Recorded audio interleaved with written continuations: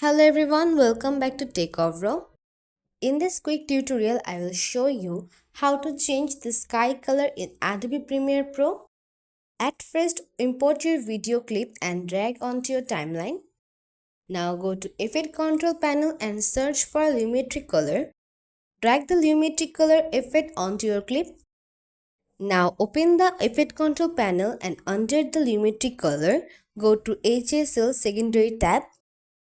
Use the eyedropper tool to select sky area in your video. Now adjust the slider unit only the sky is highlighted.